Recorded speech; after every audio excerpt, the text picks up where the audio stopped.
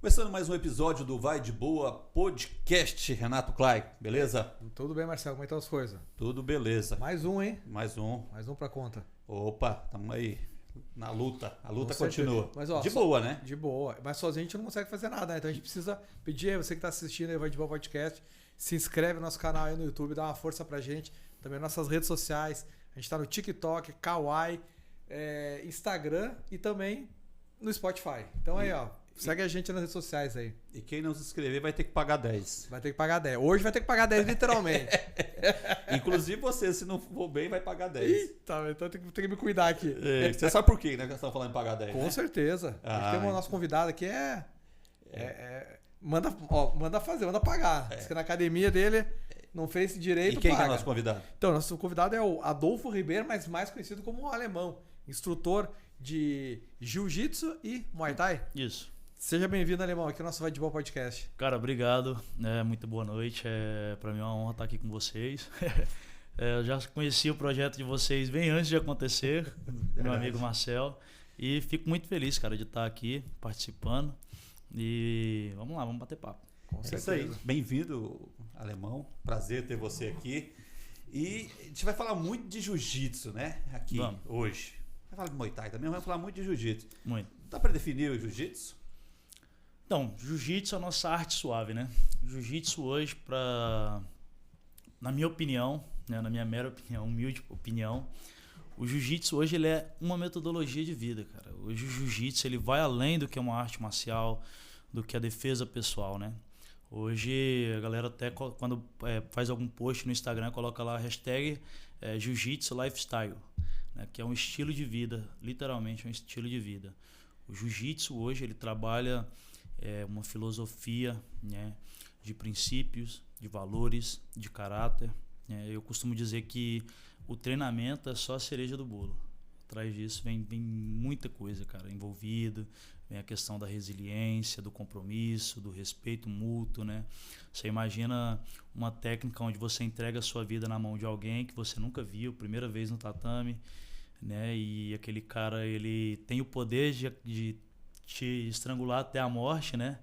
E com 2, 3 tapinhas, o cara solta, te olha nos olhos, pergunta se você tá bem e você volta no outro dia pra aula. Então, é muito além disso. E quem que tem que pagar 10 no jiu-jitsu?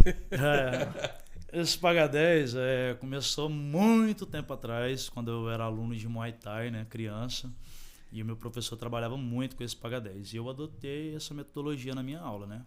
Aluno deu trabalho, paga 10. Deu trabalho de novo, paga 10. Deu trabalho de novo, 2 minutos no banco, fora do tatame. Então eu trabalho em cima da disciplina. Chegou atrasado? Chegou atrasado, paga 10. E o que isso contribui, na sua opinião, Alemão? Então, o que acontece, né? Hoje, principalmente para as crianças, né? Hoje minhas crianças elas chegam atrasadas, eu não preciso mais colocar a criança para pagar 10. Eles já sabem, vão no cantinho lá do tatame e faz os 10 abdominal. O que acontece? A gente trabalha com compromisso com o treino, né? Você imagina que todos os seus colegas ali, eles fizeram um aquecimento, eles fizeram o polichinelo, eles fizeram os abdominais, eles pagaram 10, foram para a parede, fizeram rolamento, arm drag, entrada de baiana, fuga de quadril. E aí você chega atrasado, não pegou aquecimento, vai só pegar a instrução, parte da dinâmica, o rolinha. Então é meio que injusto com os outros colegas. Então você não teve compromisso, vai lá no cantinho, paga 10, fica como aquecimento, né? Básico, né? Traz vários benefícios, fica mais forte, né? Eu falo para os pais, bom de jiu-jitsu eu não garanto, mais forte vai sair daqui. Verdade. Mas você acha que o que a gente ia pagar 10 você não tinha que ser o pai e a mãe também? Pois é, né? O Marcelo às vezes fala assim, professor, coloca meu pai para pagar 10. Eu falo, cara, teu pai treina jiu-jitsu? Teu pai não treina, meu irmão, a responsabilidade é tua. Ele, não, mas eu peguei no pé dele, pai, me leva. Cara, a responsabilidade é tua, se vira, meu irmão. Paga teus 10, vai pro tatame, cumprimenta teus amigos, cumprimenta o tatame pra entrar. Com certeza. Esse lance de cumprimentar o tatame eu acho fantástico, né, Alemão? É um gesto que você pensa que ele é pequeno, mas ele tem um significado muito grande, né? Ele faz toda a diferença. Com o tempo, nas artes marciais, esse respeito, esse compromisso com o tatame, ele vem se perdendo, né? Hoje, graças a Deus, assim, a gente na Gracie Barra, a gente segue à risca o código de conduta do tatame, né? E não é só entrar e cumprimentar o tatame, né? Não é só isso, não se resume só a isso, né? A questão de você cumprimentar do mais graduado ao menos graduado, cumprimentar todos, né? Vai amarrar a faixinha e o kimono virado para a parede, né? Você vira para a parede, fecha seu kimono, amarra sua faixa, né? Eu acho que o código de conduta ele vem se perdendo com o tempo, né? E graças a Deus a Gracie Barra não tem dificuldade nenhuma com relação a isso, mas você passa a dar valor na arte marcial, naquilo que você está fazendo, né? Você tem um respeito com o tatame, né? Eu acho que antes de tudo a gente tem que respeitar o tatame. Como que eu vou respeitar o meu colega se eu não respeito nem o lugar onde eu treino? Como que eu vou respeitar alguém na rua se eu não respeito nem onde eu treino? Então, parte disso aí, dessa ideia. Alemão, e de onde surgiu o jiu-jitsu? Então, o jiu-jitsu, ele... Vou falar basicamente o que eu sei, né? A gente não sabe de tudo, né? Mas há relatos que os monges criaram a arte marcial, né? Porque eles precisavam fazer viagens e eles eram saqueados, né? Uma das histórias é essa. E aí, nessas viagens que eles sofriam saques, né? Eles eram roubados. E eles precisavam desenvolver uma arte marcial que não infringisse a religião deles. Então eles desenvolveram o jiu-jitsu. Eles colocavam os bandidos lá em situação de submissão, de rendição, sem precisar, digamos assim, machucar, né? O cara que sem agressão, que se rendia, sem agressão, sem tirar sangue, né? Então eles colocavam o sujeito nessa submissão. E o que a gente sabe, como ele chegou no Brasil, ele veio através do Conde Koma, né? O Conde Koma foi pro Pará. Um japonês. Exatamente. E lá ele conheceu o chefe da família Gracie, né? Ele tinha um prédio comercial e o Gracie propôs para ele ficasse lá dando as aulas de jiu-jitsu, porém no prédio, né? E colocaria os filhos deles para treinar, os Gracie, a família Gracie, para treinar o jiu-jitsu nesse prédio, junto com o Conde Koma. Daí deu início ao jiu-jitsu, né? Veio de lá, trago por ele. E aí que começou então, a história da família Gracie então, no jiu-jitsu? Exatamente. Porque assim, você não consegue separar jiu-jitsu de Gracie, né? Não consegue. O que acontece, né? Deixa eu ir mais um pouco além na história, né? Os Gracie treinaram, né? E logo depois a família sentiu a necessidade de montar seus tatames, né? Suas escolas. E ali era o sustento da família Gracie.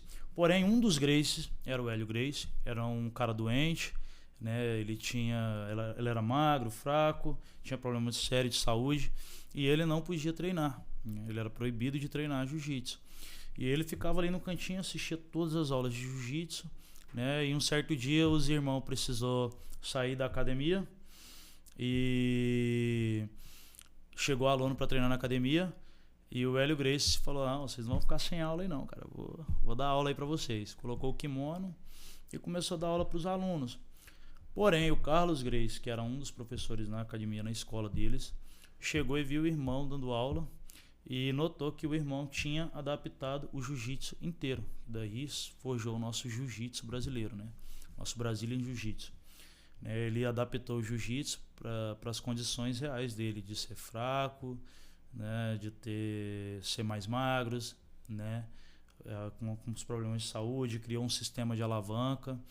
E aí o irmão ficou fascinado com a aula do Hélio, né? Inclusive o Carlos Gracie é o pai do Carlos Gracie Jr., hoje proprietário da Gracie Barra, né, fundador da Gracie Barra, e ficou fascinado com o que o irmão tinha feito com o jiu-jitsu, e aí deu origem ao nosso jiu-jitsu brasileiro. E o jiu-jitsu brasileiro, ele acabou interferindo, essas mudanças adotadas por ele mudou o estilo do jiu-jitsu japonês, vamos dizer assim. Mudou completamente, né? Que era um jiu-jitsu praticado mais de pé e veio pro... Eles falam que o jiu-jitsu tinha soco, tinha pontapé, tinha tudo isso, e era um jiu-jitsu mais bruto, né? Você precisava ter uma certa força, um certo porte físico para poder praticar a arte marcial, né? E então ele criou esse sistema de alavanca. Hoje, para você ter ideia, uma criança de 8 anos ele quebra o braço de um adulto, né? Com uma alavanca. Hoje um mata-leão, né? Ele coloca um adulto para dormir, beleza, sem problema. Colocar uma criança de 8 anos para dar um mata-leão no adulto ali, sem o adulto, lógico, reagir, né? Ele vai conseguir apagar o adulto. Alemão, vamos falar das faixas, né? Você começa quando essa faixa... porque no karatê a gente sabe que quando chegou na faixa preta, já é o topo, né? Uhum. No jiu-jitsu, começa qual a cor da faixa e termina qual a cor da faixa. E eu não te perguntei qual é a sua faixa. A minha faixa é marrom, né? Hoje eu sou instrutor formado pela Gracie Barra, né? A gente tem um curso de capacitação e eu sou faixa marrom. Fui graduado recentemente agora, no mês passado, mês de junho. Mês de junho. Isso, a gente fez uma graduação, foi linda, graduamos algumas crianças lá na academia. Ingressou no jiu-jitsu, faixa branca, né? Cada faixa, ela tem os grauzinhos, né? Os grauzinhos, eles são aqueles esparadrapos que a gente amarra ali na ponteira preta da faixa, né? Que representa a evolução de cada aluno. Exatamente, representa a evolução. A evolução do aluno, a particularidade do professor com o aluno, né? Nem todos os alunos são avaliados iguais. Tem aluno que é bom tecnicamente, né? Mas não tem uma execução boa dos movimentos, né? Tem outros que lutam bem, tem outros que são bons tecnicamente, mas não lutam tão bem, não conseguem impor. Tem alunos que têm tempo de jiu-jitsu, respeita o tatame, cumpre com o código de conduta do tatame. Então, cada professor tem o seu critério de avaliação e os graus eles representam isso, a sua evolução, o passo dado, né? Decorrer aí do tempo, cada faixa tem o seu determinado tempo que você fica nela. Dos adultos, faixa começa na faixa branca, azul, roxa, marrom, preta, que é a tal cobiçada faixa, né? A faixa preta hoje ela é a mais cobiçada. Porém, tem a faixa coral, né? Que é dada aos mestres, né? De jiu-jitsu, e assim vai. As faixas infantis começam na branca, né? Logo depois eles entram nas faixas cinzas. São 3 etapas na faixa cinza. Cinza com branco, cinza normal e cinza com preto. Logo depois vai para a faixa amarela, tem as 3 etapas, faixa verde, faixa laranja. Outro detalhe importante para a gente falar sobre as faixas é que, por exemplo, a criança ela ingressou no jiu-jitsu, treinou ali até os seus 15, 16 anos, ela é faixa verde, por exemplo. Quando ela vai ingressar no adulto, ela não entra mais como faixa branca, ela já entra como faixa azul. E assim é um sistema de faixas. Legal. Bem. O Alemão, você falou que trabalha com criança também, né? É diferente de trabalhar de criança com adulto? E por quê? Muito diferente, né? Eu sou apaixonado, né? Hoje as minhas aulas para os adultos são particulares. Eu não trabalho com adulto em turma. A gente tem um professor contratado lá na academia, que é o Rafael Pavão. Inclusive não pôde estar aqui porque está viajando. É fascinante você dar aula para criança, cara. Cada criança ela traz algo dentro de si para a escola que precisa ser superado, né? Eu aprendo muito com eles. A forma da pureza do sentimento envolvido ali é muito maior, né? É bem emotiva as aulas. Às vezes eu castigo uma criança e falo, banco, meu coração tá doendo bem mais. E ela vai pro banco e chora, né? E uma coisa que eu acho muito interessante dar aula para criança é porque ali você começa a forjar o cidadão, o aluno, o atleta adulto, né? Hoje, se a gente parar para observar, o jiu-jitsu ele é uma arma branca, né? E esse aluno que a gente está forjando ali dentro da arte marcial, quando ele crescer, né, ele vai ser o reflexo, o espelho do professor dele, né? Então, a gente não pode estar criando uma conduta agressiva, uma conduta desrespeitosa, né? Então, a responsabilidade muito grande entregue em minhas mãos, na qual eu acordo motivado e feliz todos os dias para dar aula. Eu já fui vendedor, trabalhei na prefeitura, né, por uns anos, tive uma loja de roupas e realmente eu trabalhava. Hoje eu falo, eu não trabalho, eu me divirto. Realmente eu me encontrei na escola de artes marciais, né? Eu me encontrei dando aula para crianças e muito feliz mesmo. E é gratificante, cara. Não tem... É uma troca de sentimento, de amor, de respeito, de carinho, né? Eu aprendo muito com eles. Eu acho que eu aprendo mais com eles do que eles comigo. É diferente da aula para criança do que para adulto. Inclusive, adulto cria mais confusão no tatame do que as crianças, hein? É mesmo? as crianças elas são mais submissas, elas têm medo de errar, né? Por exemplo, a criança ela cria aquela consciência que se ela chegar atrasada, ela vai pagar 10, né? O adulto, ele sabe que se chegar atrasado, às vezes o professor vai passar o pano e ele está cansado que saiu do serviço e ele faz questão de chegar atrasado. Então, as crianças elas são mais assíduas com o treino. Alemão, tem uma idade mínima para entrar no jiu-jitsu? E qual a importância de se entrar criança no jiu-jitsu? Então, a idade mínima hoje são 3 anos de idade, né? Na Gracie Barra. A gente pede que a criança tenha 3 anos de idade. Esses dias atrás eu recebi uma criança com 2 aninhos e 9 meses, né? E a gente conseguiu desenvolver até um trabalho bacana. Mas a gente procura crianças que têm a partir dos 3 anos. Cara, hoje o jiu-jitsu ele é uma ferramenta de ensino muito grande. Ela é fundamental. A gente costuma dizer que seria uma das ferramentas mais importantes para os pais, seria colocar o seu filho no jiu-jitsu, na arte marcial.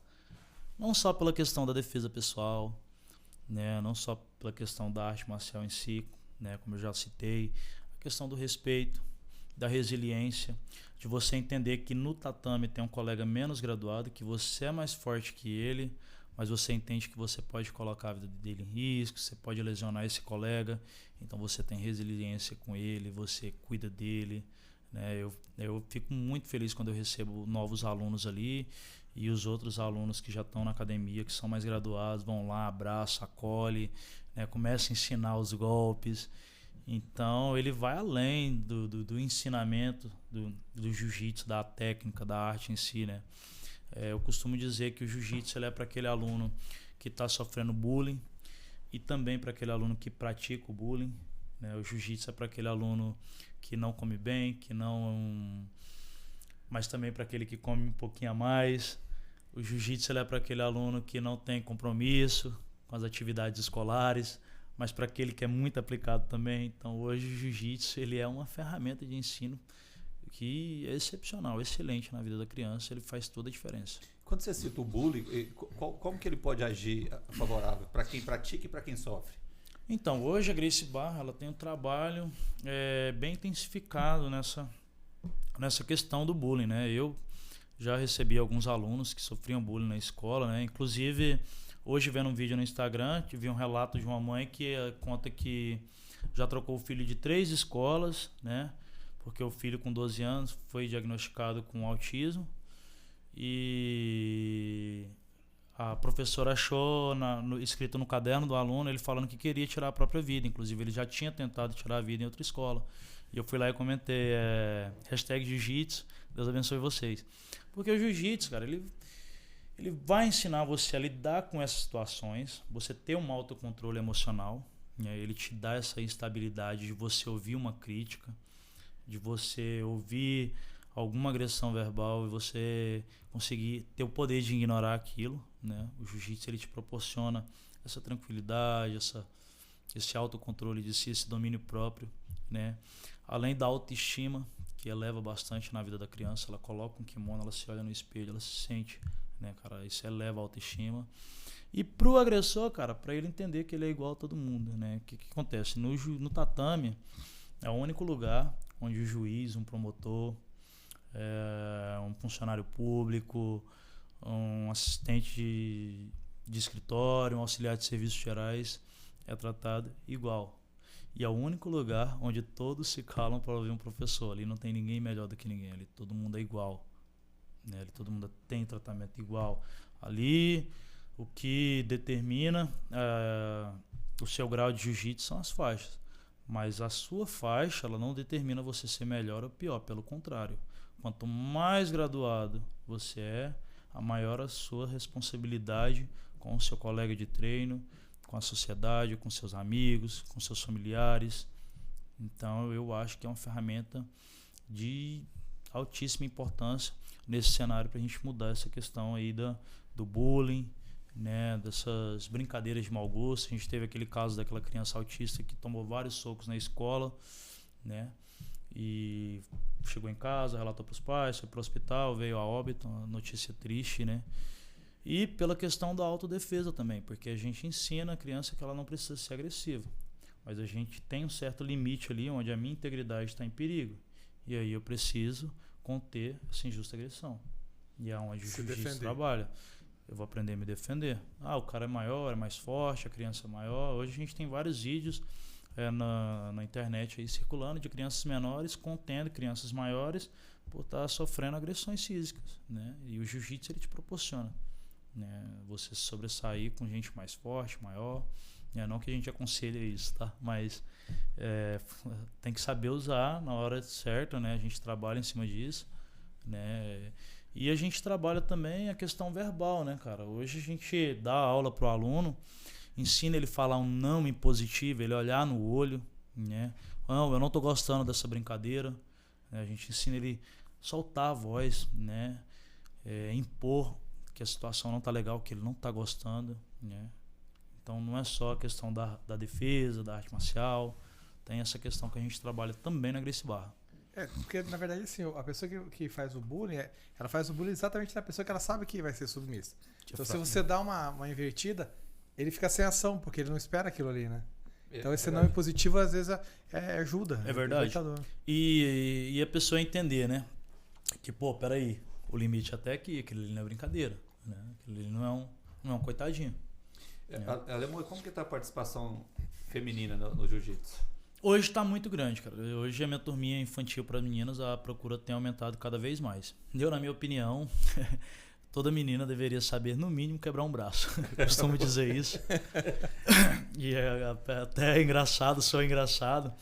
Mas no mundo que a gente está hoje é muito perigoso, cara. E não só no mundo externo, né? O perigo está dentro de casa, a gente não sabe, nossos amigos. E eu acho que é fundamental, né, uma menina saber quebrar o braço, saber se impor, né, em certas situações, porque é o sexo frágil, né, cara, entre aspas, mas uma mulher não tem como ter mais força que um homem, né, e hoje o mundo está cada vez mais covarde, mais cruel. Mas o jiu-jitsu nivela isso? Uma mulher... Nivela. Ele nivela. Hoje eu tenho meninas de 10 anos que pegam meus alunos de 12, 14 anos e mobiliza, e o coleguinha bate. Agora teve um caso de uma aluna minha, vou falar o nome dela, né? Porque ela vai assistir, ela vai ficar feliz demais, a Maju. A Maju, ela é muito inteligente, entrou na escola e com 6 meses eu tive que graduar ela faixa cinza. Porque os coleguinhas chegavam em mim e, alemão, não dá pra ficar apanhando pra faixa branca.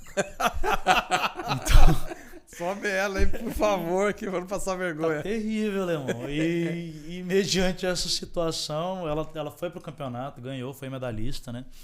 E eu tinha combinado com ela. Falou, ganha lá a medalhinha. Eu falei, vou estigar, vou tirar um pouquinho mais dela também, né? A faixa não vai fácil assim, não. Eu vou ganhar lá o campeonato e aí eu te graduo. E com 6 meses eu tive que graduar ela, porque os colegas estavam cansados de tomar roxo e faixa branca, e de menina, né, cara? E é difícil lidar com isso dentro, alemão, porque o menino, ele já não tem dificuldade de aceitar um outro menino perder para um menino. Aí vem uma menina e bota ele no chão e mobiliza. Então, isso é um mix de emoção que a criança sente no tatame. Só que ali ele não vai perder as estribeiras, ele vai ter que entender e aprender a lidar com aquele sentimento, né? A primeira vez que eu tomei um sacode da menina, cara, não foi legal. Foi no Muay Thai. Os caras falaram, vai lá, alemãozinho, faz um sparrezinho com ela lá. E lidar com aquela sensação. Eu fui pra casa, eu dormi pensando, acordei pensando naquilo. Na escola fiquei até meio aéreo, pensando naquela situação. E eu tive que lidar com aquele sentimento. E na outra aula, ela me deu outro cacete lá também. E ali eu já engoli mais tranquilo. E eu aprendi a administrar aquilo ali. Então no tatame a gente aprende a administrar essa situação, né, cara? E é bom porque passa a criar o respeito dos meninos com as meninas. Exatamente. E no jiu-jitsu... essa diferença, né? E no jiu-jitsu, ali, como eu citei antes, todo mundo é igual, cara. Não tem diferença.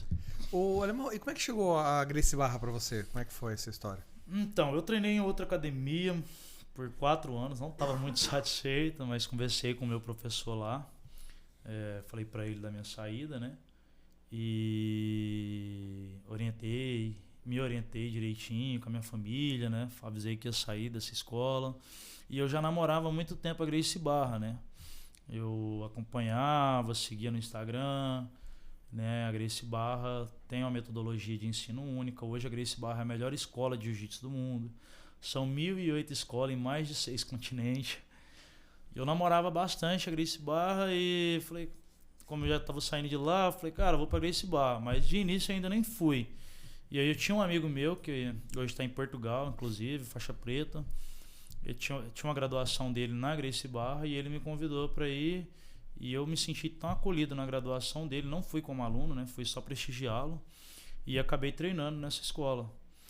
E ali, cara, começou uma história de amor, assim, loucura pela Gracie Barra. Hoje eu sou apaixonado pela Gracie Barra. Minha mulher até fala assim, Gracie Barra ou eu? Falo Gracie Barra, depende, o que é. Mas eu sou apaixonado pela Gracie Barra. E o meu mestre precisava ir para os Estados Unidos. O meu professor surgiu uma proposta muito boa. E eu, como aluno exemplar ali na escola dele, né? Ele me convidou para ser sócio e tomar de conta da escola. E ali, para não acabar a escola, eu assumi a responsabilidade da escola, né? Puxei para o peito. E logo depois não deu certo a nossa sociedade, né? A gente rompeu e eu já tinha uma estrutura montada. Falei, vou entrar com pedido na franquia. Hoje, para você conseguir uma Gracie Barra não é fácil, né? Você tem que fazer vários cursos. Tem o PCE, que é um curso específico para dono de escola. Seu cadastro não é aprovado logo de início. Tem a questão da qualidade do tatame, eles olham a estrutura. Mas enfim, graças a Deus deu tudo certo, eu consegui a minha franquia, né? Hoje a franquia, ela é no nome da minha esposa, da Renata. Que também luta jiu-jitsu? É faixa branca, 2 graus e nunca mais lutou. Ela queria só os grauzinhos dela, mas nunca mais lutou. Mas ela gosta, né, de acompanhar, ela tem um carinho especial pelos alunos, acompanha de perto, me ajuda a administrar a academia, né? Hoje a parte financeira é ela que faz, né, a parte do cadastro dos alunos, porque também não tem como, né? Eu dou aula o dia inteiro, tem os cursos da Gracie Barra que eu tenho que fazer, tem as aulas particulares, então eu divido bastante essa função e ela exerce com qualidade. E como é que é essa tua rotina como professor? Você dá aula de manhã, tarde à noite? Como é que é? Então, porque eu vi que a grana é a mulher que cuida. Ele já não bota a mão. Só... Então, cara, é uma loucura, né? Mas é uma loucura gostosa, sadia, né? A gente tem que se privar de algumas coisas, tem que ter uma alimentação bacana, balanceada, né? Tem que dormir bem à noite. Eu costumo dizer assim, cara, o que é o descanso de qualidade? Não é você deitar e dormir. Né? O descanso de qualidade é você terminou o seu almoço, você ali relaxa, né? Você vai pro banheiro tomar o seu banho, ela tem um momento de descanso de qualidade embaixo do chuveiro. Então isso tudo soma para você conseguir desempenhar esse papel. Hoje, graças a Deus, eu tenho professor de Muay Thai na academia, tenho professor faixa preta, o Rafael, né, lá, que dá aula. Então a gente divide as turmas. A minha função ficou só com as crianças e as aulas particulares que eu tenho. Tô mais descansado, mas teve uma época aí que eu pegava a semana inteira, né, e pau quebrava. Não tinha descanso, tinha que comer bem, tinha dia que acordava com o corpo dolorido. E o pior de tudo, né? Porque eu dou aula e treino. Conciliar isso aí, cara, é bem complicado. Eu parei de competir, eu tive lesões, não consegui cuidar tão bem dos meus treinos, tive que priorizar as aulas. Então, mas a gente vai levando, vai administrando devagarzinho, vai dando certo. Ano que vem, volto a lutar novamente, com fé em Deus. Eu vou, daqui a pouco nós vamos entrar nas lutas suas, como que era, né? Como que vai ser. Mas eu lembro que você me contou uma história que você foi acompanhar um mestre seu no interior de Goiás. E chegou lá, tinha um rapaz que era deficiente, não tinha uma perna e exatamente. Colocaram você para enfrentar esse rapaz. Parece que deu ruim, né? Rapaz, deu muito ruim, né? Ele era mais graduado que eu, inclusive, né? E a gente fez essa viagem para essa Gracie Barra lá e foi fundamental, né? Para entender que o jiu-jitsu realmente não tem barreiras, cara. E a gente iniciou o rola e ele foi lá, tirou a prótese, eu vi aquele cara fazendo aquilo, eu falei, pô, vou na manha, né? Uma perna só? O cara tirou a perna ali, né, cara? Não sei como é que esse cara vai se equilibrar, será que a gente vai começar o rola no chão? Me questionei, a gente se questiona, né? pra gente entender até onde a gente pode ir. E aí ele me cumprimentou em pé, eu achei que a gente ia pro chão, e na verdade, não, só eu que fui pro chão. A luta começou em pé, eu tava no chão e ele em cima de mim, eu só vi minhas pernas raspando o teto assim, cara. E foi uma experiência muito boa, né? E, na verdade, deu aquele frio na barriga, aquela vergonha, pô, tomei uma roxa aqui. Mas, ao mesmo tempo, a gente fica muito feliz saber que o jiu-jitsu nada te limita, né? Eu vi um vídeo agora recentemente de um rapaz com problema na coordenação motora, né? Ele precisava ganhar o grau e ele não anda sem auxílio. E tinha um corredor de alunos ali, cara, e ele se autodesafiou para ir receber o grau na graduação. Até postei nos stories, ele foi andando até o final com toda a dificuldade. E a família toda emocionada, os alunos emocionados, e ele foi andando, chegou lá, ele ajoelhou e o mestre ajoelhou e graduou. Eu até arrepio, cara. Legal. É muito lindo isso. Superando os desafios, né? É uma história de superação muito grande. Alemão, e agora das competições aí, você tem que estudar muito o adversário, ou você chega sem informação nenhuma? Como que funciona isso? Porque você vai enfrentar a mesma faixa, não é? Exatamente. É a mesma faixa, só que hoje tem a categoria, que é com o mesmo peso, e tem os absolutos, que é livre de peso, né? Hoje tá mais fácil por causa das redes sociais, né? Você saiu na chave ali do colega ali, você vai lá no Instagram dele, se ele tiver, né? Dá uma olhada nos vídeos, nas lutas dele, né? Dá pra dar uma estudada sim. Mas é um jogo de xadrez o jiu-jitsu, né? Ele é imprevisível, né? Ao mesmo tempo que você tá ali ganhando, você tá em cima nos 100 kg, de repente o cara tirando o coelho da cartola e te finaliza, você por cima numa situação de vantagem. Então, o segredo é o que sempre foi, é treino. Treino, alimentação, né? Eu tava dando uma aula agora para os adultos, que meu professor viajou e eu assumi a turma. Eu falei pra galera, vocês têm que ter um jogo. Claro, todo mundo tem que ter um jogo, né? O jiu-jitsu. Você vai lutar com um cara mais pesado, você tem um jogo. Você vai lutar com um cara mais rápido, você tem outro tipo de jogo, né? Mas não dá pra saber, é muito imprevisível. Às vezes o cara magrinho, ele é muito rápido, né? É muito técnico, pesa bem. Então, são várias características que na hora da luta ali, cara, vence o que tá melhor tecnicamente, o que se preparou mais. O jiu-jitsu hoje está presente no UFC também, né? Muito presente. Na verdade, o jiu-jitsu hoje está presente na história do UFC, né? No começo do UFC. Né? Os Gracie, eles criaram o UFC, desenharam o octógono. Inclusive, na entrevista, ele relatou que em volta do octógono, quando ele estava desenhando, era para ter um rio com jacaré. Os caras eram muito doidos, né? E eles ajudaram a criar, né? Criaram. E as lutas deles eram feitas sem peso, sem tempo, né? E logo depois, quando começou a acontecer as regras, os rounds e o tempo, eles pularam fora, né? Que na verdade o que eles precisavam era o objetivo deles era demonstrar a eficiência do jiu-jitsu contra pessoas maiores, mais fortes de outras artes marciais, como karatê, taekwondo. Esse era o objetivo do jiu-jitsu no UFC com os Gracie. Teve uma luta, eu não sei qual dos Gracie, mas ele apanhou muito, mas apanhou. E eu falei, cara, esse cara não vai aguentar, cara, não vai. E ele conseguiu finalizar. Mas é impressionante o quanto que a cara dele tava desfigurada. E ele foi e finalizou o cara. Uma bobeada do cara. E o jiu-jitsu ele salva, né? Hoje o UFC sem o jiu-jitsu, cara, o lutador sem jiu-jitsu no UFC, hoje ele não consegue desempenhar um bom papel, ele não, né? O jiu-jitsu ele tá mais presente. Pelo que eu entendo, pelo que eu observo quando eu tô assistindo o UFC, parece que o cara que não tem um jiu-jitsu aperfeiçoado, ele quer que a luta fique de pé. Exatamente, o tempo todo. Exatamente. O intuito dele é ficar em cima ali, né? Mas o que acontece? A trocação em cima, né? Ela é fundamental. Toda luta começa em cima, né?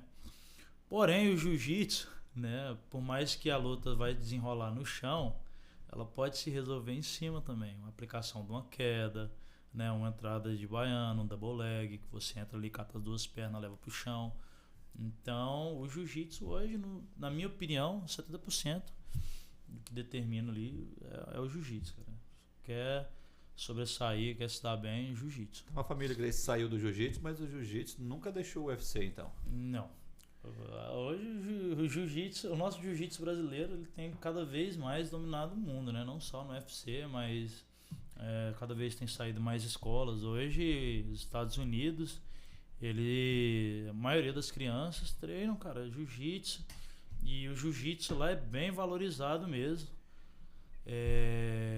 Eu tenho um professor que é dono da Gracie Barra Buena, o Herbert Maeda, e hoje ele está em Spokane Valley, em Washington, dando aula lá, né? E assim, lá a galera, os pais tratam ele com muito respeito, muito amor, prezam muito ele dentro da comunidade ali, porque ele é uma referência, né? E o jiu-jitsu ele tem cada vez ganhado mais voz aí. Eu acho que eu abri isso aqui. Não precisa apertar. Fechou. Se a gente pegar duas referências, né? Vamos pegar três. Vitor Belfort, vamos pegar o Zé Aldo e o Spider. Quem desses? E quem por último? O Spider. Spider. Ah, sim. Quem desses tinha o melhor jiu-jitsu? O Anderson Silva. É? O Negão era diferenciado, cara. O Negão era diferenciado. O Negão na trocação, sem igual, né? Uhum. Mas eu, na minha opinião, o Negão é muito bem resolvido no chão. O Negão e o Aldo sem também. sombra de dúvidas. Não, legal. Agora, vamos voltar para a academia, para as crianças, para esse negócio todo. Eu estava pesquisando e as pessoas, especialistas, falando da importância do jiu-jitsu com toque, né? Tudo isso passa a ser a construção do caráter das crianças, da pessoa que está fazendo, porque começa a gerar um respeito, né? O ato dele pegar no kimono para trazer para aplicar um golpe também é um ato de respeito com o seu oponente. Também é um ato de respeito. O comprimento do tatame que você falou, eu estava vendo que tem regras também. Você não pode ter a unha grande no jiu-jitsu. Tem algumas coisas nesse sentido, não tem? Tem. O jiu-jitsu hoje ele é muito completo, né? E é uma responsabilidade muito grande dos instrutores de jiu-jitsu, né? Eu costumo dizer assim, cada criança ela traz uma particularidade, ela está ali por alguma coisa, por alguma razão, né? Que seja muito hiperativo, ou que seja muito contraído, ou porque está sofrendo agressão na escola, ou porque o pai gosta do esporte, né? E cada criança traz a sua particularidade. E é fundamental o professor identificar a necessidade dessa criança, já de início, para ele conseguir trabalhar em cima disso aí, né? Eu consigo relatar que ano passado a gente tinha uma criança que ela não aceitava toque, né? Foi diagnosticada com autismo, né?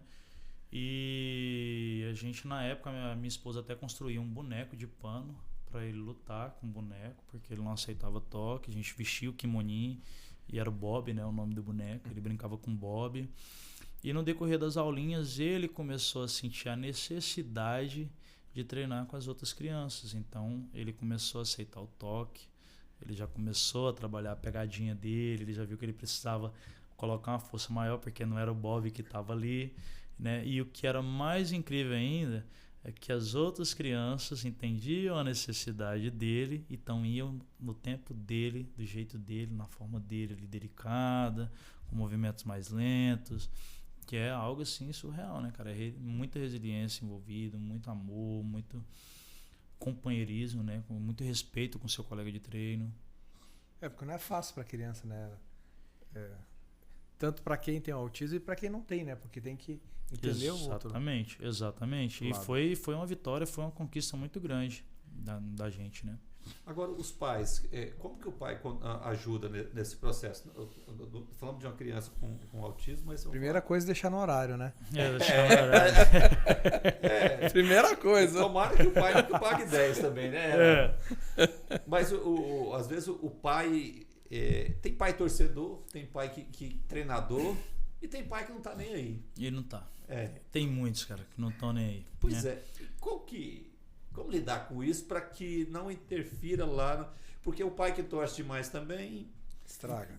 O pai que quer orientar mais do que o professor também atrapalha. E o pai que não está nem aí parece que não está valorizando. Eu vou contar duas situações, né? E depois eu vou citar como ajudar. situação de campeonato, né? Eu tô sempre falando com o meu aluno, instruindo o meu aluno. E lá no campeonato, no dia que tava lutando a Isabela, né? Eu falava uma coisa pra ela, o pai dela gritava outra totalmente diferente. Eu, cara, não, faz isso não, peraí. Fala pra ela o que eu falo, só confirma, vai repetindo o que eu falo de forma alta pra você conseguir me ajudar, né? Então, pra competição, é importante que o aluno consiga identificar no meio de tantas vozes a voz do professor, né? No código de conduta hoje da Gracie Barra, é proibido os pais que estão de fora instruir os filhos que estão dentro do tatame. Isso no treino também, né? No treino também, né? É totalmente proibido. Inclusive, na hora quando eu coloco de castigo e a criança chora, é proibido o papai ir lá, a mamãe é conversado, não tira. O professor que tira. Sim, claro. A autoridade ali é minha. O professor. É o professor. Mas acaba que o pai fica emotivo e quer torcer, né? E eu acho interessante isso. Vai lá, filhão, mandou bem. O filhão que perdeu, ô filho, mandou bem, cara. Na próxima vai ser melhor. É interessante a criança ouvir isso, né? Uhum. Contribui, sim. Outra dica para os papais é que quando termine o treino, conversa um pouco sobre a aula com seu filho, né? Se o filho foi mal, pegou banco, ô filho, o que aconteceu ali? Né? Não foi legal aquilo, né? Pegou banco, o que você acha que precisa mudar, o que você acha que precisa ser feito, né? Ou quando o filho mandou bem, foi exemplar, caramba filho, gostei de ver sua postura hoje, mandou bem, muito legal, né? Eu acho que o pai vai contribuir bem mais dessa forma, né? E outra coisa, fica algo gostoso para ir embora para casa, você falando sobre a aula dele, né? Se precisar dar uma catracada, né? Não vai ser em público, vai ser você e seu filho ali no carro, indo para casa. Então, dessa forma, vai contribuir bem mais. Agora, tá ali no tatame, subiu um pouquinho a euforia, tá vendo o filho lutando, vai lá, filhão. Boa, filho, você consegue, manda bem. Eu não me importo, não tenho como proibir isso aí. Mas tem pais que tentam, dá um mata-leão. Pô, o aluno tá embaixo, sofrendo sufoco, como é que ele vai sair dali? Primeiro ele precisa tirar o cara dali para dar um mata-leão. Então, peraí, né, por aí, deixa a instrução pro professor. E o que eu busco nas minhas aulas? Eu sempre busco instruir os alunos que estão mais precisando, que estão com um jogo ali de jiu-jitsu mais contraído, que ainda não desenvolveu tão bem, ou que o colega está montado em cima dele, ele precisa sair, então o professor vai instruir para lembrá-lo, né? Cara, segura o braço, trava o pé, dá o upa, tira o colega daí, então o professor vai instruir de forma correta. E os pais, eles querem que os alunos ali, cara, viram uma Homem-Aranha, né? mas é isso aí. Agora, Alemão, como lidar com a situação? Porque o jiu-jitsu ele traz uma sensação de poder, principalmente quando a criança ou um adolescente está desenvolvendo, né? Sim. Quando ele já atingiu algumas faixas importantes. E lá fora, antes de a gente começar aqui, o Renato estava até levantando que o jiu-jitsu no começo no Brasil ele era meio marginalizado, né? Ele não era muito bem aceito porque existia muito jiu-jiteiro aprontando na rua e inclusive até matando gente. Porque duas coisas que eu acho que a gente podia reforçar aqui. Quem domina as técnicas do jiu-jitsu, ele tira a vida de uma pessoa muito simples. Muita facilidade. Muita facilidade. Mas e como é que cuidar disso para que uma criança de 15, 16 anos, que antigamente era frágil, de repente sentiu que tem todo o poder de mobilizar e qualquer pessoa do porte dela ali? Exatamente. Marcel, isso tem que ser tratado com muita delicadeza, né? É um conselho que eu dou bastante para os pais, é que escolham escola referência na sua cidade para colocar o teu filho, né? Porque eu particularmente treinei em escola, mão de vaca, por exemplo, é um golpe proibido para faixa branca, né? E eu já tomei mão de vaca na faixa branca. O que é mão de vaca? Mão de vaca é um golpe onde eu faço a torção da mão, né? O faixa branca, ele não tem o controle de força ainda, ele não sabe até onde ele pode ir. E aqui ele pode romper o meu ligamento muito fácil. É um golpe que dói muito, que vai abrir o meu pulso, vai ficar dolorido por dias. Então eu faço um alerta para os pais, né? Dá uma pesquisada, procura uma escola de referência, primeiro, né, de tudo. Entenda um pouco sobre o jiu-jitsu, né? Entenda um pouco sobre a metodologia, a filosofia, porque é uma filosofia maravilhosa, é uma metodologia maravilhosa, né? Tem escolas que deixam a desejar, mas isso está presente em todo lugar, em todas as áreas, né? Outro detalhe muito importante é entender o comportamento daquela turma, porque os alunos eles são reflexo dos professores, né?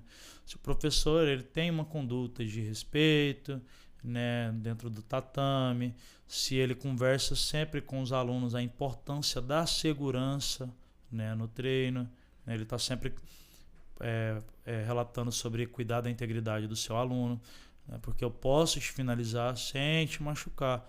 Ah, alemão, então você está falando que não machuca no jiu-jitsu? Machuca sim, como todo esporte, né? Pode acontecer de você machucar, contato, né?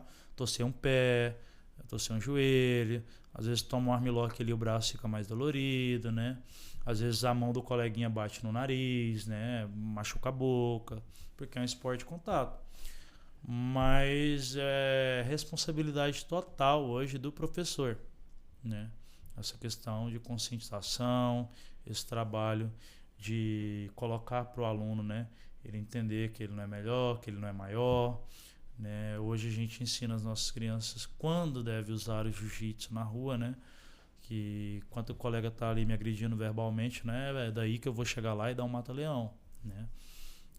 Para mim, usar o meu jiu-jitsu, a minha integridade física, de fato, ela tem que estar em risco, ela tem que estar em perigo, né?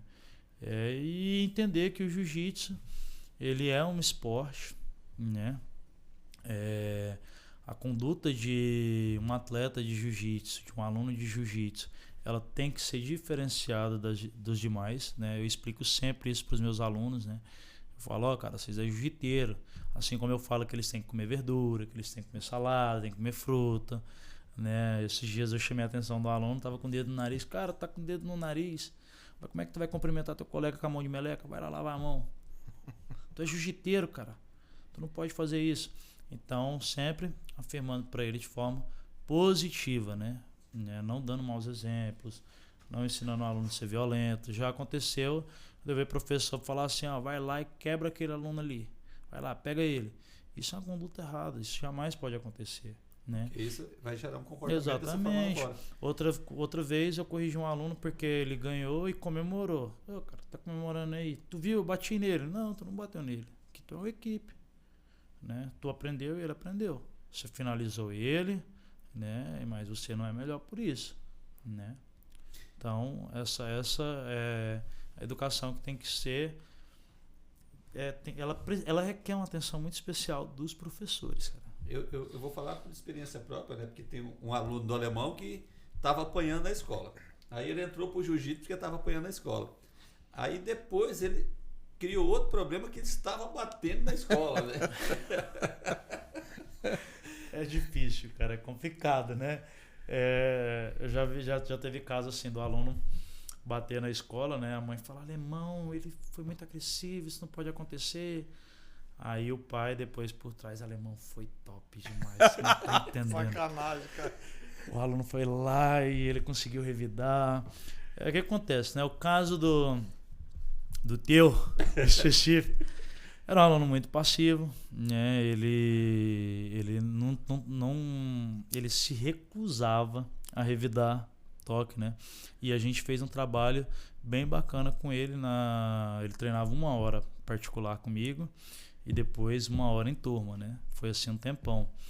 E a gente fez um trabalho com ele interessante, porque a gente começou com um trabalho verbal, né? Ensinando ele a se expressar, falar um não em positivo quando ele estava diante de certa situação, né? Logo depois a gente fez ele entender que o jiu-jitsu era um esporte, que ele podia tocar nas pessoas sem medo, e o jiu-jitsu ele te possibilita isso, você tocar na pessoa sem ter medo, né? E a gente foi eliminando as etapas. Outro trabalho que foi feito com ele foi a questão, cara, tocou em você, você precisa usar o jiu-jitsu, né? E aí a gente deu as aulinhas de defesa pessoal, de como quedar, de conter o colega. Ó, colega, fica quieto aí, eu preciso de ajuda, diretora, professora, preciso de um adulto aqui, porque é importante você ensinar isso também para o aluno, porque você ensina o aluno a dar ali um mata-leão, e ali, ele vai fazer o que com aquele mata-leão? Ele vai segurar o colega por mais de 13 segundos e vai levar o colega a óbito? Não, peraí, colega, tô contigo no mata-leão aqui, eu vou apertar, fica quietinho aí que eu tô chamando alguém aqui, peraí, Então, é feito todo esse trabalho com a criança. Aí foi muito bacana que em menos de um mês ele já imobilizou. Tava dando trabalho. Já estava dando trabalho. E aí é tão bacana isso, Alemão, aproveitar para dar esse testemunho aqui, né? É tão bacana isso porque a gente está falando do Marcel Filho, ele teve todo esse processo mesmo. Ele não revidava, ou ele aceitava, para ele reagir a uma agressão era contra todos os princípios, ele aceitava a agressão. Né? E aí, depois desse processo todo com o alemão lá, ele aprendeu a se defender. E aí, acho que em menos de um mês, ele teve um episódio que ele mobilizou a pessoa, o menino o agressor, que sempre praticava essa agressão com ele. Menos de uma semana depois, já eram os melhores amigos. Os melhores amigos, sim. Até hoje, continua sendo amigos. O melhor amigo dele. E criou-se um respeito mútuo por parte dos dois. Então, assim, os benefícios são muitos. A história do Marcel é muito bonita, cara. A história dele, do Marcel Filho, foi, pra mim, foi uma vitória muito grande, né? Foram longas tardes ensinando. Marcel, fala não, vai pra fora, cara. Fala não quero. Não tô gostando dessa brincadeira. E a gente fez um trabalho bem intensificado ali, né? Logo de cara, quando ele fez a primeira aulinha em turma, eu já chamei a mamãe e o papai, já identifiquei que a gente precisava entrar com a aula particular para a gente trabalhar, o que precisava mudar ali, porque era bem complicado, cara. Ele chegou bem passivo mesmo. Inclusive nos rola, na luta com as crianças, ele se recusava, na hora do rolinho ali, ele se recusava a tocar nos colegas. Interessante, né? É muito bacana. Só pra gente encerrar aqui com o Alemão, queria, Alemão, que você citasse aí 2 lutas suas, assim, por exemplo, competindo. Uma que você foi lá e achou que ia ganhar e não ganhou. Rapaz, eu, na verdade, no jiu-jitsu eu perdi uma luta, né? Eu perdi uma luta no absoluto. Inclusive, o cara que eu perdi hoje é um grande lutador aqui em Palmas, de MMA, o Juan Problema, eu vou citar o nome dele, pra ficar feliz também quando assistir. Eu treinei um golpe por 6 meses, né? Baseball chuck. E aí eu falei, cara, vou deixar os caras passar minha guarda, porque no absoluto os caras são bem mais pesados, bem mais fortes. E ali eu vou trabalhar pra pegar alguém, né? E eu consegui encaixar, ele fala que encaixou, ele relata pra mim, ele encaixou, senti. E ali nos 45 do segundo tempo, cara, ele conseguiu sair e fazer a defesa e eu perdi o campeonato pra ele. Mas no jiu-jitsu foi a única vez que eu perdi e fiquei em segundo lugar, peguei medalha. Eu não fui um grande competidor, eu ganhei o Open Internacional, as 2 categorias, categoria e absoluto, e lutei só categoria sem kimono, né, no gi. Não, foi absoluto, no estadual, no Open. E fui campeão estadual de jiu-jitsu 2 vezes, né, pela federação daqui de Palmas, a federação que inclusive na época era do meu professor, do Igor. E para mim foi uma experiência muito grande. Logo depois eu tive que montar a academia, dar aula, ver as lesões, ver os problemas já antigos que eu já tinha no Muay Thai. E eu não tive como competir por estar envolvido nesse projeto maior. Espero que ano que vem a gente mude esse cenário. E uma luta, Alemão, assim, que você falou assim, essa aqui eu não tenho a mínima chance. Teve um no absoluto lá que o cara tava em cima de mim, eu olhava pro relógio e as vistas estavam distorcidas porque caía suor assim no olho e eu não conseguia identificar o tempo, né? E eu olhava pro relógio e não conseguia identificar, e aí eu peguei o próprio braço do meu oponente e limpei assim o meu olho e olhei pro relógio, cara, e faltava 40 segundos pra acabar a luta. Inclusive tem essa luta no meu Instagram. E aí faltava uns 40 segundos, eu consegui raspar ele já finalizando com a Kimura. E, cara, foi assim, uma loucura a luta. Foi uma luta que trouxe bastante emoção. E fiquei muito feliz com o resultado, que era absoluto. Esse cara grandão. O braço do cara, meu irmão, era imenso. Eu pegava no braço do cara, era da grossura da minha perna. Falei, rapaz, onde é que eu caí aqui, meu irmão? E o Papai do Céu abençoou e deu certo. Não, show de bola. Alemão, só pra gente finalizar, assim, pra quem que é indicado o jiu-jitsu? Cara, o jiu-jitsu hoje ele é indicado para todo mundo. A gente tem casos aí de pessoas com 70 anos, 80 anos. Tem mesmo? É com essa idade? Tem. Agora, recentemente, foi um senhor de 69 anos, eu vi. Não, 79 anos, conseguindo a graduação de faixa preta. Que emocionante, cara. É incrível. Inclusive, eu tinha um amigo meu que tinha hérnia de disco, né? Fazia muitos anos que não montava cavalo, começou a treinar jiu-jitsu. Hoje ele monta cavalo, faz rolamento, né? Tem 66 anos. Um abraço, Léo. E o cara se superou. Então, acho que o jiu-jitsu, ele é para todo mundo, cara. Hoje tem uma campanha da Gracie Barra que fala jiu-jitsu everyone, né? Que é o jiu-jitsu para todos. E realmente o jiu-jitsu é para todos. Alemão, e só pra encerrar mesmo agora... Paga 10 então. Não, você tá doido? Eu conheço meu físico aqui. A primeira já não levanto mais. Vambora, cara. Trabalhar esse físico aí. O jiu-jitsu trabalha tudo. Respiração, mobilidade, coordenação motora, né? Trabalha o gás, né? Tá ruim ali, tá, o condicionamento tá devagar, o jiu-jitsu trabalha. Com certeza. Você melhora em todos os aspectos. E os projetos? Tem novidades vindo por aí? Tem uma novidade topíssima, tá? É um projeto meu, né? Até contei para as crianças. Vocês conhecem o Homem-Aranha? Ô, Alemão, a gente conhece o Homem-Aranha. Então, ele treina na Gracie Barra. No final do mês ele vai estar dando aula lá na academia, uma vez por mês, né? O Homem-Aranha. E o Homem-Aranha, no final do treino, ele sempre vai abordar um tema na aulinha, né? Sobre bullying, sobre alimentação, sobre compromisso, sobre respeito. É um projeto novo, estou contando com exclusividade, né? E fé em Deus vai dar muito certo para as crianças aí. Eu imagino que elas vão ficar muito felizes com o Homem-Aranha lá. E se der tudo certo, a gente fecha com outros heróis aí também da Marvel. E daí sim. Porque o Homem-Aranha já é um sucesso. Jiu-jiteiro, então. Então, essa foi uma ideia, né? Uma ideia minha, né? Ela surgiu assim. Eu sempre quis fazer mais pelas crianças. E eu fico pensando assim, como melhorar minhas aulas, como me superar, como trazer mais para as crianças, né?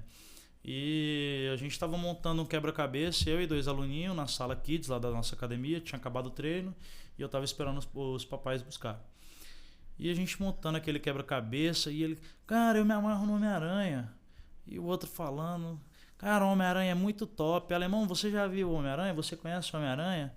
E dali surgiu a ideia, cara. Eu falei, cara, eu vou dar aula fantasiada de Homem-Aranha. E eu comprei a máscara, inclusive fecha os olhos, abre os olhos, comprei uma máscara bem top. E aí avisei pra eles, tem que se comportar que o Homem-Aranha vai vir dar aula aqui na escola, uma vez por mês, né? Se não se comportar, o Homem-Aranha não vem.